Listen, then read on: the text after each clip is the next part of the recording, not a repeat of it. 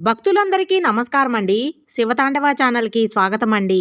ఆ శివయ్య ఆశీసులు, ఆ తల్లి ఆశీసులు ప్రతి ఒక్కరిపై ఉండాలని నేను కోరుకుంటున్నాను ఫ్రెండ్స్. ఈ వీడియో మీరు ఫస్ట్ టైం చూస్తుంటే ప్లీజ్ లైక్ చేయండి, షేర్ చేయండి, సబ్స్క్రైబ్ చేయండి ఫ్రెండ్స్. ఇప్పుడు చూడబోయే సందేశం ఏమిటంటే, శుక్రవారం నాడు గుమ్మం దగ్గర ఈ 2 పువ్వులు పెడితే అఖండ ఐశ్వర్యం సిద్ధిస్తుంది. లక్ష్మీదేవి యొక్క అనుగ్రహం కలగాలంటే మనం ఫ్రైడే పూట పూజ ఏ విధంగా చేయాలో తెలుసుకుందాం. వీడియోలోకి వెళ్ళే ముందు మనం లక్ష్మీదేవికి సంబంధించిన ఒక కథను తెలుసుకుందాం. లక్ష్మీదేవి అమ్మవారు ఎలా అవతరించారో దానికి సంబంధించిన ఒక కథను తెలుసుకుందామండి. పూర్వం దుర్వాస మహాముని స్వర్గానికి వెళ్ళాడు. ఆ సమయంలో ఇంద్రుడు నందనవనంలో విహరిస్తున్నాడు. దుర్వాస మహాముని రావడం ఇంద్రుడు గుర్తించలేదు. దానితో దుర్వాస మహామునికి కోపం వచ్చి ఇంద్రుణ్ణి నీ పతనం ప్రాప్తించుగాక అని శపించాడు. మీ సమస్త ఐశ్వర్యం సముద్రంలో కలిసిపోవుగాక అని శపించాడు. అక్కడి నుంచి వెళ్ళిపోయాడు. ఆ తరువాత రాక్షసులు స్వర్గాన్ని స్వాధీనం చేసుకున్నారు. ఇంద్రుడి ఐశ్వర్యం మొత్తం దూరమవుతుంది.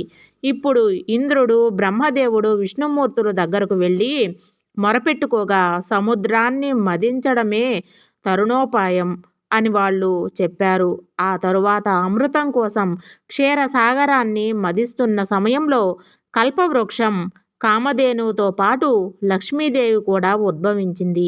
శ్రీ మహావిష్ణువుని వరిస్తుంది. లక్ష్మీదేవి ఋషులు, రాక్షసులు, దేవతలను దాటి విష్ణుమూర్తిని మాత్రమే వరిస్తుంది. ఎందుకనగా ముందుగా ఋషులను చూస్తుంది. కానీ ఋషులను చూసినప్పుడు వాళ్ళకి చాలా ఆగ్రహం ఎక్కువ, గర్వం ఎక్కువ, మానవుల కన్నా గొప్పవాళ్ళు అని చెప్పేసి ఎప్పుడూ వాళ్ళు అనుకుంటూ ఉంటారు.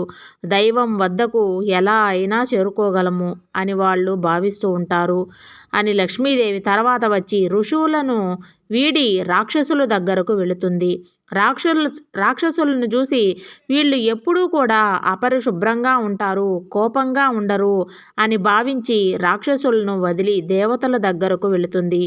దేవతలను చూసి వీళ్ళకి కష్టపడే తత్వం ఉన్నవారు కాదు, వారి శక్తులు వారికై వారు సంపాదించుకున్నవి కావు అని ఆమె నమ్మి తరువాత ఉలుకు పలుకు లేకుండా శేషతల్పంపై నిద్రిస్తున్న శ్రీ మహావిష్ణువుని దగ్గరకు వెళుతుంది.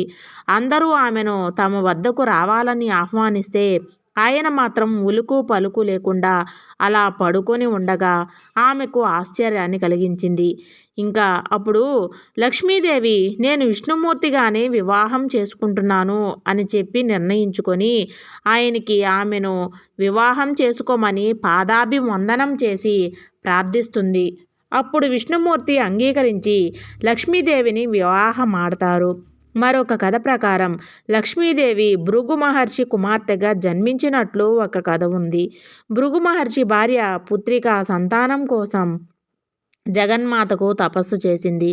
ఆమెకు అష్టైశ్వర్యాలను ప్రసాదించే లక్ష్మీదేవి కుమార్తెగా జన్మించింది.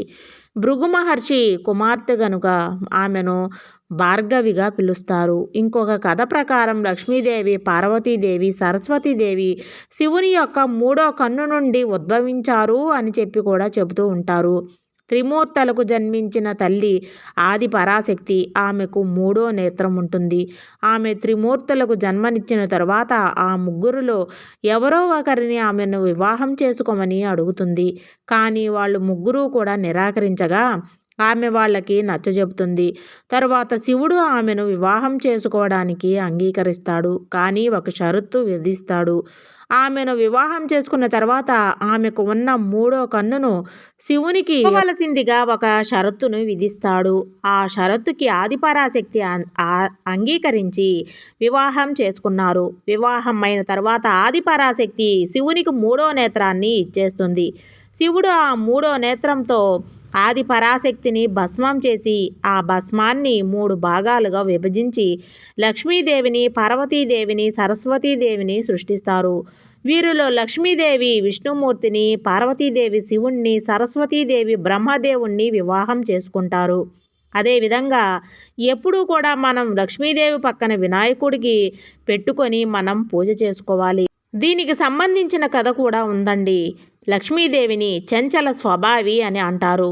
ఎక్కడా కూడా లక్ష్మీదేవి నిలకడగా ఉండదు. దీని కారణంగానే ఓళ్ళు బళ్ళవుతాయి, బళ్ళు ఓళ్ళవుతాయి. లక్ష్మీదేవి ధనానికి అధిపతి దేవత వినాయకుడు బుద్ధిని ప్రసాదిస్తాడు. లక్ష్మీదేవికి ఒకసారి ఆమె ధనానికి అధిదేవతగా అందరూ తననే పూజిస్తారని గర్వంతో విష్ణుమూర్తితో అంటుంది. అప్పుడు విష్ణుమూర్తి ఆమె మాటలను గమనించి ఎంత డబ్బుకి అధిష్టాన దేవత అయినా సరే పిల్లలు లేకపోతే స్త్రీల జీవితం సంపూర్ణం కాదు అని చెప్పేసి అంటారు. లక్ష్మీదేవి బాధపడిన పార్వతీదేవి దగ్గరకు వెళుతుంది. ఆమెకు 2 కుమారులున్నారు కనుక ఒక కుమారుణ్ణి నాకు దత్తత ఇస్తే జాగ్రత్తగా చూసుకుంటాను. అదే విధంగా అమ్మతనంలోని మాధుర్యాన్ని కూడా నేను అనుభవిస్తాను అని చెప్పేసి కోరుకుంటుంది.